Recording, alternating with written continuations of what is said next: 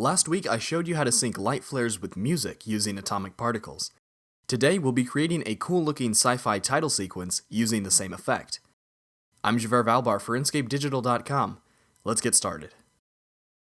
You can download this project file right now for free on the preset marketplace. For this to work in Express, you need to have purchased the audio-visual add-on pack. Let's begin by creating a new plane and making it white. Then I'll add a new point and set it to 3D.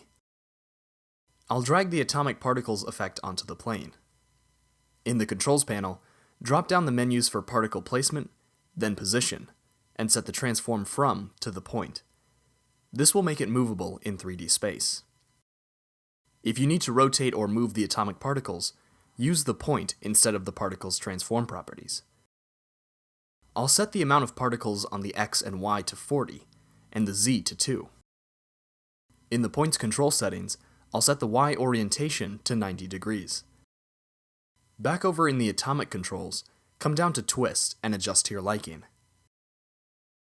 These particles need some variation, so let's go into particle appearance and turn the size random and the opacity random all the way up. Then I'll adjust the size until they appear visible again. Next, I'll add a glow effect. I'll keep the radius low and set the blending mode to add.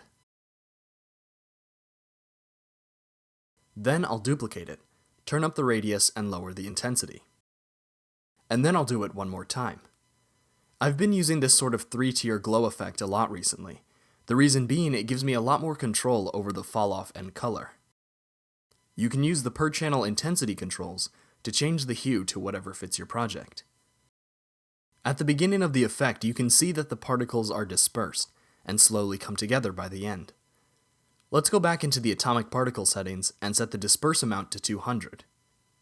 I'll hit the keyframe button, skip forward a bit, and set it to 5. Remember to go down into the timeline and set both of these keyframes to smooth for better looking motion.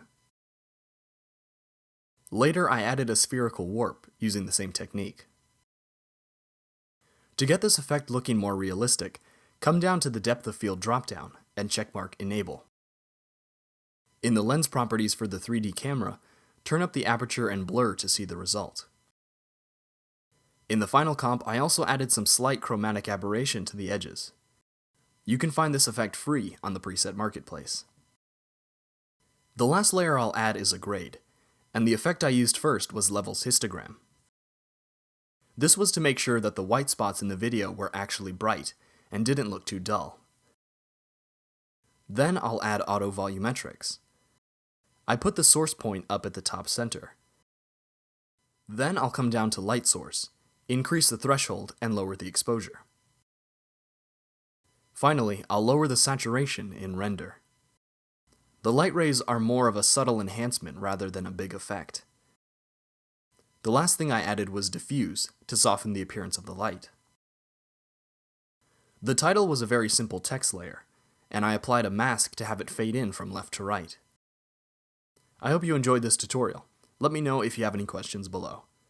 Thanks for watching, and I'll see you all in the next video.